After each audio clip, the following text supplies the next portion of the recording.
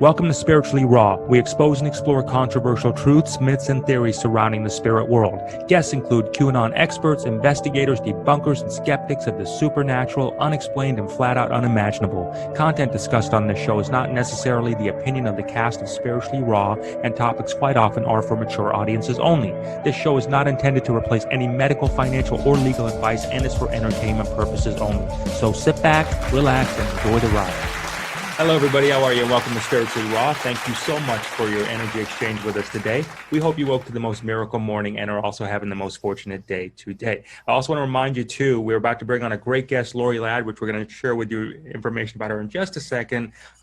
Thank you. And also, if you haven't already, hit the subscribe button. It allows us to stay connected with you, to share guests that are coming on. And then when you do hit the subscribe button, that red one right there, just hit that bell too. It'll allow us to give you the notifications you need again to hear and when we get or see when we get great guests coming on. So we have Lori Ladd with us today, an ascension teacher, multi-dimensional channel, and who provides tools and guidance during this planetary shift in consciousness. And you can check out her webinars and introduction to channeling, full moon meditation, and connection with the Pleiadians, and also learn to astral travel. So we'll have links for Lori's stuff on her, so you can check her out. But just to read it out to you, LoriLadd.com. You can check her out on YouTube at Lori Ladd, and her Patreon channel is also Lori Ladd. And again, we will have those links for you to check it out there. So thank you, welcome, Lori. And hey, Lori. Hello, we made it. Yes, we did. Thank you so much. I love your energy. Your energy. Oh, thank you. Oh my gosh, it's so beautiful. I mean, we're super excited to have you. Thank you so much. Yeah, I'm excited to be here and see what unravels. See what comes through. Let's see what happens. It's all good. It's all good. So California, you're in California. What's going on there right now? How is it? You know, I'm in Northern California. I'm about 10 miles north of San Francisco. And, you know, California is an interesting state to be in right now. Mm-hmm. I'm in the process of looking for a second place to live. It's been really out of disappointing. California? Yeah, I mean, I was born and raised in California. I love California. I will always love California, but it's really challenging right now to watch how California has been managing this process of COVID, and it's been really disappointing to say the least. So your governor, geez Louise, oh my Lord, that's gotta suck. How it's been hard. It's hard when you're watching these things happen, and you know you love your state. I love California so much. It's and so yet beautiful. There's and at the same time though, I have a feeling Gavin's going to raise taxes next year because of what happened this year. So you know, I have to make a decision on what I'm going to do. I don't know. You know, the whole, I don't know, I'm sure you guys know this, but they basically changed everybody's voting rights to mail-in voting. I just heard about that. Yeah, and nobody in California really knows unless you know. You know, there wasn't like a bulletin that went out, which is fine. You can still go to the polls to vote, but you can only vote at the polls if you bring your untouched ballot with you. And so if you normally vote at the polls, you don't bring a ballot with you. There's no. You just go to the polls and vote. So exactly. If you don't know that you have now been clicked the box of mail-in voting, which every Californian has without saying yes, without really knowing, yeah. Right. I didn't agree to that. You now cannot just go to the polls and vote. You have to bring your ballot with you. Jeez. And we don't know that because if you've never been a mail-in voter, you don't know that's the law. So, well, you wouldn't even think about it. Well, can I ask you this, Lori? Does it really make a difference though? Because the Republicans never really win. Trump wouldn't win that state anyway, right? Well, here's the funny thing. I had a feeling, I intuitively was feeling that one of the reasons these states are doing this, right, is that there is an underlying fear that perhaps the silent majority may actually swing the state. So, because it doesn't make sense why they're doing this. If we always vote Democrat, why would it matter? Do you know what I mean? Like exactly. There's something, I had this feeling of like, oh, they're nervous, right? Fear. There's a little nervousness around it. Yeah. Because it doesn't, It doesn't make sense. I mean, yeah, you can blame it on COVID, but it still doesn't make sense to me that you would just, and New York did it. I believe New York did it. There's a couple states that have done this. That's what Trump's talking about when he says the 80 million mail-in votes. He's talking about our state and other states. Wow, that's crazy. Hey, Lori, I want to get... They're panicking. Yeah, they are. Well, it's getting close, So Yeah. let's get everybody to get to know you, Oh, and sure. thank you thank you for that. So, and really kind of get where you're coming from and what's gotten you to where you're at today. So in 1995, you were at a workshop in Mount Shasta, from what I understand. What happened there? That was maybe a trigger for you. Well, when I was 13, I knew that I was here I was awake by the age of 13. So I was aware of like aliens and ETs, and I would go up on their ships. And I did all kinds of stuff at a really young age. And I knew I was here to work with the ascension process. I just didn't really know what that meant. And so in 1995, I was in college and I went to a retreat, and I did a bilocation where I went inside of Mount Shasta, and I experienced these really beautiful light beings, and I experienced this ascended master. And I started to recognize that there's much more going on here on the earth plane, not just, in the sky, in the quantum field, but actually on the earth plane right now. And so I had this really strong connection to this mountain, and I started going and traveling to Mount Shasta. Physically traveling or spiritually? Both. So I would bilocate. So I would stay in my body and also use my etheric body and go into the mountain. And then I would also physically drive to the mountain. And that's really sort of my teaching ground. It's where I really learned how to channel. It's where I learned how to connect with the higher dimensional light beings and the galactic beings. And around 2015, I went back up there and really began to commit 100% to just getting to work. Is Mount Shasta a portal?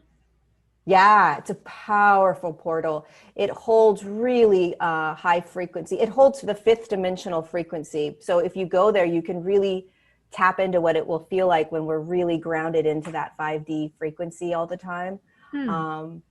It's pretty amazing. And it's always increasing. I like to think of it as like it's like bubbling up onto the surface. Mm-hmm. And so there's portals that you can actually tap into on the surface that are more potent than other portals on the mountain. So you can literally walk around. If you had like a little meter, you'd probably be able to be like, oh, this area right here is super high frequency 5D, right? And this one, not so much. So this energy is sort of literally kind of bubbling up. And this is happening all over the world. Lori, I want to ask you, are there for lack of a better term, hotspots, 5D hotspots that are around our nation? So if you got Mount Shasta being one, are they predominantly West Coast, or are they literally so they spread everywhere? Yeah, they're spread everywhere. I mean, Arkansas has a lot of them. Sedona, of course, is a really powerful hotspot. There are hotspots in Idaho. There are hotspots in Montana. There's hotspots. I mean, probably in every state. There's probably kind of quote unquote hot. They're bubbling up, and there are humans that are activating these portals. So they're opening these portals, which is assisting us in being able to, raise our own frequency. Are they knowing that are they aware that they're opening the portals? Are they conscious of it? Mm-hmm. Yeah, there's a lot of humans that are consciously aware. I don't know how they do it.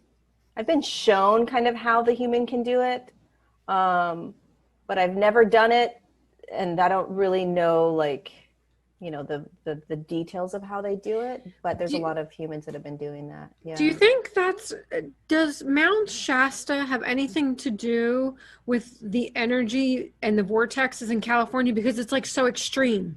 You have all so much negative forces, but at the same time you have Mount Shasta and all the positive forces. So do you think that's because there's such a conflict? I mean, it's a good question. I've actually never thought of why Mount Shasta is in California. And like at this now moment, I'm like, oh, maybe this is why it was all kind of predestined to be in California. Maybe it needed it. Yeah, I don't know why, but it's definitely, I mean, listen, it's assisting the entire planet, right? I mean, the energy of it. California, Oregon, and Washington, for whatever reason, are states that are really on an energetic level fighting or resisting the change more than other states for whatever reason, on an energetic level, not a personal governor level, but on an energetic level. You can feel, and there's resistance on the other side of the country, right? On that other side. So it's just interesting energetically to sort of feel into where the resistance is. You know, what do you think the next 3 to 5 years has for California, or even let's say next 2 to 3 years? She's looking for another place. Yeah, so I was wondering, did you mean you literally want to move out of California? I'm going to get another place because I don't know if I can actually, I don't know. We'll see. Anything's possible. I mean, I'm open to leaving California completely because of the governor, but I think California is going to, it's going to be a little kid having a temper tantrum. So I think that there is going to be a lot of fighting the shift that we're all going through, right? There's going to be more of a not wanting to go through it. And so really doing everything they can to not go through it is how I see and I don't know what that's going to look like. I have no idea like how physically that's going to play out. But what it is allowing, of course, is more people to kind of wake up to, wow, this is a little bit crazy. And maybe who I thought, you know, these people were, they really aren't. They may not have my best interest at hand, you know. So it is a great thing because it is waking people up. But a lot of people are moving out of California. Yeah, I'm sure it can't be an easy ride right now. I don't care who you are. Yeah, it's got to be a tough one. Hey, Lori, I'd like to get your interpretation of what's happening here because it's all thrown around 3D, 5D, 3D, 5D, 3D, 5D. Can you tell us from your perspective of it, what does 5D look like? So, you know, is that a kind of like a gradual shift of I'm here and, you know, maybe you could be sitting next. Okay, so if I'm in, let's say, for example, in a 5D place, can you be literally sitting next to someone that's in a 3D place in a physical, but they're just thought energetic process is different? Like, can you help us through that part? Yeah, it's a great question. So it's kind of, it's both at the same time, right? So you have 3D and you have 5D, both existing in the same now moment. And all of us are sort of going back and forth between these two bubbles or these two clouds in any now moment. And the way you are in one consciousness or another is based on the frequency in your body. And that frequency is always sort of, as you know, moving, it's shifting. It doesn't stay in one frequency. Even throughout your day, you don't stay in one frequency. That's true. And, yeah, you're always sort of oscillating. So how the way my guides describe it is like there's this sort of average frequency that your body's holding throughout, you know, in the day. But let's just say it's a 3.7 today, right? But you're going to maybe go up to like a 5.2, and then maybe you'll go down to like a 3.3 at some point because someone bugs, you know, annoys you and you get angry, and then boom, your frequency shifts down. And so there's this really beautiful sort of flow of your frequency in the body, but there's always this like baseline, so to speak, and this is the baseline that's always slowly ascending or moving into these higher frequencies.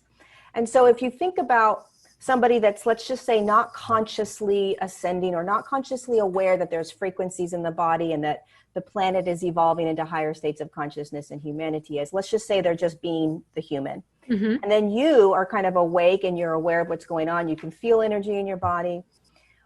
You could be walking down the same path or walking down the mall or whatever it may be and have completely different realities in front of you, meaning you're going to respond and react differently than they are. You may hear things that they can't hear. Maybe you see things that are more bright, more almost like like when you're on like a psychedelic, right? You Mm-hmm, may mm-hmm. start, things may just be a brighter. There may be some sort of argument, and this person in a lower frequency may respond differently than you, right? So that's how you start to tell. That's how you are standing in two different dimensional experiences or frequencies at the same time, in the same now moment, experiencing the same now with somebody. That is probably the best analogy I was I've going to say heard the same yet. thing. I really was. That was right on the money. Does that cause Mm-hmm. does that cause for people like they feel like they're psychotic? You know, because they're in and out like that. I mean, is that where a lot of that's coming from? Just that, hey, I'm 3.2 today, maybe I'm at 4.7 now, and then boom, I crash down to 3.1, and you know, is that? Absolutely. And the reason why ascension or evolving, I like to also say like the evolution of consciousness, right? Because then you take it out of like the woo-woo new age spiritual world, right? Yeah. And you just kind of say, listen, it's an evolution of consciousness. You can call it Mm-hmm. whatever you want. You can put it into whatever box you want, Mm-hmm. right? But it's the evolution of consciousness. Consciousness is shifting into higher states. So what happens is it's a slow process. And the reason it's a slow process is because your body would literally short circuit your body's energy. It would short circuit if it got too much light too fast. Mm-hmm. And sometimes what happens to a lot of people is they get too much light too quickly and they can start to short circuit or have a psychotic break. Or they feel very bipolar and they can't manage it. And That makes so, sense. yeah, it's if you visualize your body Mm-hmm. as electricity, Mm-hmm. and it can only handle so much, right? And if there's too much light coming in, it can literally shut down the body. The brain can go cuckoo, right? You literally lose your mind. So that's like one extreme, right? Like a psychotic break. The So other thing that similarly, could it also happen the opposite, that dark energies, you could be letting dark energies in, and the next thing you know, you're overwhelmed because you don't know what's happening. Yeah, you could absolutely be starting to open up, and because you're not aware of your sovereignty, you don't quite Mm-hmm. understand how to manage your sovereign Mm-hmm. field yet. You're going cuckoo because you've got you're listening to all these different people, they're telling you all these different things, you're letting in these different energies, and the next thing you know, you're like, you know, in a sci-fi movie where you can't push stop. Exactly.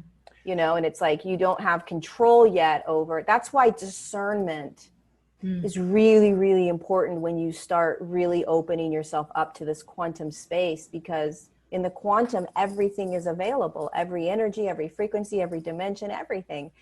And we are also very sovereign, which means that we have a light casing around us, right? An energetic field around us, and it's ours, and we have control over it. And we don't need to let anything in that we don't want to. It's our free will. Nothing comes in unless you invite it in. And if you're unconscious to inviting it in, then you become a victim. Something came into my field. Something entered into me. It's like, no, the way it works is that you have free will. You just didn't realize that you opened yourself up to it, right? So discernment and sovereignty is really, really, really important to start practicing when you are moving into higher states of consciousness, because it's real out there in that quantum field. And especially right now, I mean, every opinion, belief, everything's coming at people. And it's really hard to kind of find your bearings and what is your truth, what resonates with you, and what are you going to let into your field. Yeah, can I tag on the discernment real quick? Because on the surface, it sounds really easy. You got to have discernment, right? But in reality, that can be kind of hard, especially when you're first starting out, because you think you're hearing something from a positive. Oh my gosh, it's my grandmother, my mom that just brought, my aunt, my uncle, whatever. But because they're such tricksters. So how can someone, especially if they're just starting out, really differentiate? Because the discernment is the key, but because it is so tricky, how can they be concrete? How can they be sure to know that it's coming from the higher realm? or a Okay, so place of this love? is it's really a great question. And I think it's really important right now because what I've been seeing in my own community and what I've been receiving in terms of messages and emails is, a lot of people are bashing me right now. A lot of people are saying that I'm channeling negative energies, don't listen to Lori. There's a lot more coming now than ever before, right? Mm-hmm. So there's a lot of like, shut down the light, shut down the light, shut down the light. So energy doesn't lie. It's not like a wolf in sheep's clothing or whatever that saying is, right? Mm-hmm. Energy is pure consciousness. If it's manipulated, you will feel the manipulator in that energy. Okay. So when people talk about darker energies or energies that are not of the highest good, you're going to feel it. You can't, it doesn't lie. So even if it's saying, let's just say it's a lower frequency, a fourth dimensional kind of frequency that's not so great, right? And it's going to pretend it's Jesus. Mm-hmm. Okay. If there's a fourth dimensional frequency consciousness, which would be something that is playing in fear or playing in manipulation, playing in deceit, playing in power and control, right? You're going to feel that, even if it looks like a Jesus is standing there, right? He's going to try to manipulate himself into a Jesus, right? You're not going to see Jesus. You're going to feel the energy. You're going to get weird feelings in your body. You're going to think something's not right. You're going to feel something. That's discernment. You have to start to feel. You have to throw away the third dimensional matrix, which is the name, the what they're saying, what they look like. Right? So there's all kinds of teachers that may come in, they've got millions of followers and they're telling you all these things and something's not resonating. This doesn't feel right, right? You have to move past the narratives and the storylines that we're used to, which is, oh, this is so-and-so. And this means that they know everything. They're a doctor, they must know. They're a famous teacher, spiritual teacher, they must know, right? All these people are listening to this person's post that they just posted about something. It must be true. Right. So you're using mind and you're not using your energetic field to feel it. Does this make sense? So you want to start. It is. Perfect You're sense. doing Perfect you're really sense. helping really bring Oh my clarity to this, gosh, and thank you yeah. for that. So I want to tag with this, if you don't mind, just staying with where we're at, because this is really great, because I know a lot of people, because it's going Struggling on, with it's it. really struggling with it. So when someone, like, we get questions all the time, Lori, from people, they're saying, well, I'm going to the 5D. This is what they'll say. I'm going to the 5D, but I'm worried about my family staying in the 3D. Now, I think the way that a lot of people are looking at it, it's going to be almost like a physical shift, if you would, like they're going to leave. So they're not necessarily going to leave. They may just feel disconnected. Would that be more of an appropriate way of looking at it? Totally. That's exactly it. So yeah, I mean, I did 2 interviews on Sunday, and this was the biggest question that came in, is this question. And you want to visualize everything as in this now. Like the Russian dolls, where you pick up one doll and there's a doll there's a smaller doll in that doll, and there's a smaller doll in that doll, and there's a smaller doll. So they're all in that one doll, right? That's how you want to think about 3D and 5D. Nobody's going anywhere. No one's going anywhere. There's not a separate Earth that you're going to all of a sudden jump into. And this process is a very slow process, like we talked about earlier. So it's literally like your hair growing. Okay. So it's going to take some time.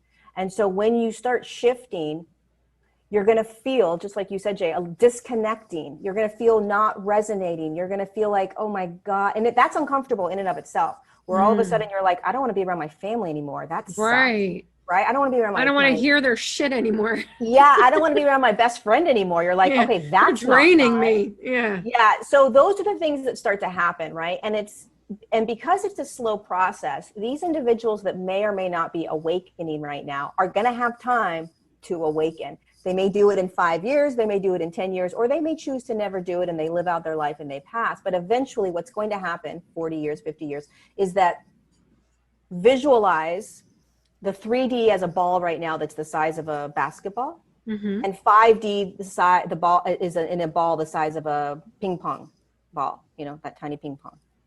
And as the awakening humans begin to hold more of this ping pong consciousness starts to get bigger. And we separate out of, or we start holding less of the 3D basketball energy. And so this starts to move into a tinier ball, and this becomes a bigger ball. So this then becomes more of the reality that the human is living in. So it starts to shift very slowly, where all of a sudden the 3D is more of a ping pong and the 5D is more of the basketball. Now, how long is that going to take? I mean, your guess is as good as my guess, right? So let's say, for example, Thank you, Lily. Yeah, that was like, I love that analogy, interpretation. Okay, so let's say for the people that decide they want to stay into the 3D because they just, they're not just not going anywhere. And then they eventually pass. And then that whole entire generation that are left on the planet right now that are still trapped in the 3D and they're not going to get out of it, they all pass. So now let's say it's like 50 years down the road. Are we going to eventually get to a point that all the new births will be then birthing into the 5D reality? Yeah, this is such a good question. I love these questions. So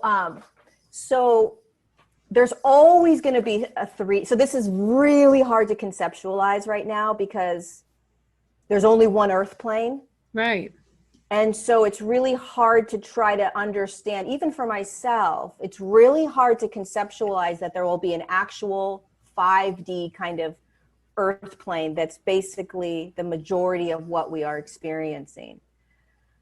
But there's always a third dimensional field because it's quantum. So the best way that I can describe this is, as we continue to move through this linear time, and then linearity becomes less, so we have less and less of a time-space continuum, and we start to live more in a present moment state, there will always be an opportunity to incarnate into a third dimensional form, to experience a third dimensional reality.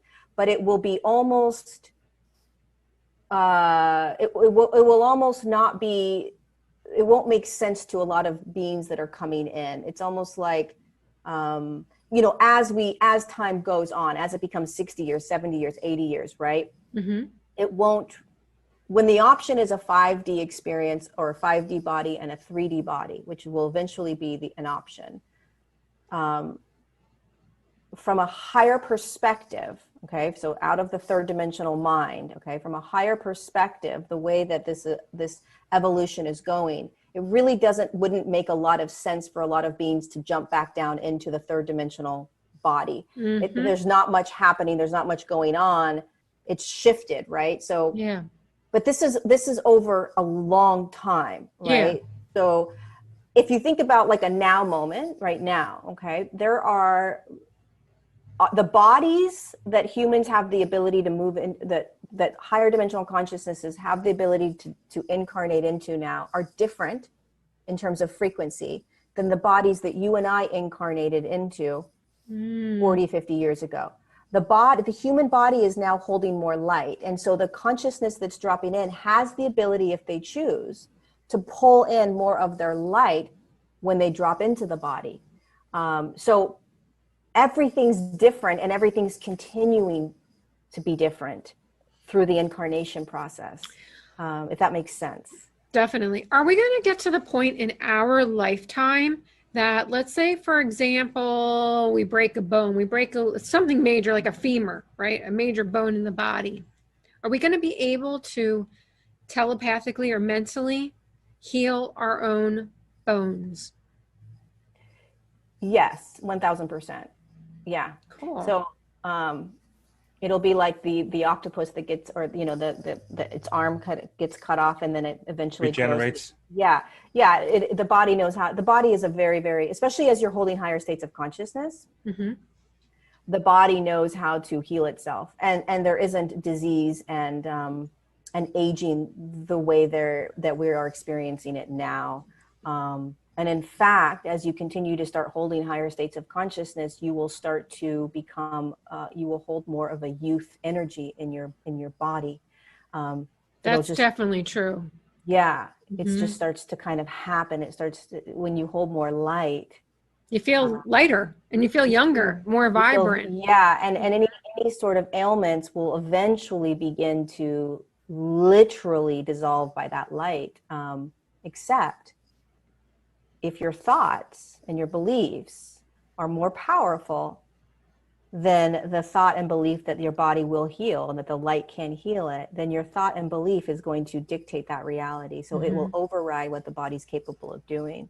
So you kind of have to be in this surrendered flow state, trusting that the body knows exactly what to do as it continues to hold higher frequencies. And really our job is to let the body do its job, is let the body do what it knows how to do. We start practicing that now. As we get sick or whatever we are experiencing now. So would you say the two most important things to try to harness right now would be discernment and surrender? No. Okay. The two most important things to hold right now, compassion. For sure. Compassion and probably sovereignty, which is very close to discernment. So compassion meaning in every now moment that you're experiencing, how much compassion can you have for yourself? And how much compassion can you try to have for others? That's key to getting through this, because what compassion will do, it's like this magic pill. What compassion does is it allows you to relax. It allows you to literally surrender and flow. It lets you let go of trying to control everything. And you actually move through a lot of stuff, a lot of intensity easier. And then the second thing is sovereignty, which is what is my truth? What is my resonance? What is mine? And really bringing yourself back into your body in order to feel that resonance. The resonance is that energetic pulse that goes out from your body. We all have it, right? And it's your frequency. And we are designed to navigate this energetic world energetically, not through the mind. And so we're learning how to do that again. And that's resonance, and learning how to trust that and trust your voice and trust your knowingness is everything. Everything. Gloria, I want to just get one more on the 3D-5D and then shift over to astral travel, if that's okay with you. And so with the 3D-5, now, again, thoughts getting out there. A lot of people are sharing this and wanting to know. The question is, should they be, if someone's awoken, should they be diligently be attempting to try to wake other people up, or is that something that's their own deal? You know what I mean? I know we're doing it here on shows and we're talking to people and really trying to do that, but if you, and I mean, if you mean like trying to convert someone, like maybe like your immediate family members or really loved ones, should they be like, hey, wake up, you know what I mean? Or should they be like, hey, kind of let them do their own gig? What's our role supposed to be here? We'd like to share a story. While it may sound fictional, it's very real and happening right now in front of our very eyes. It's called The Great Awakening. Our sisters and brothers that come on Spiritually Raw are doing everything to help expand global consciousness, and in many cases putting everything on the line to share their messages about what's happening around the world for the greater good of humanity, while exposing the truth of the deep state and the dark forces behind it all.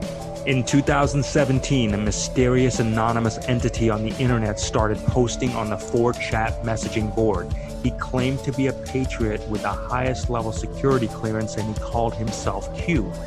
Q has been steadily releasing the most massive inside intelligence to the public in the history of humanity.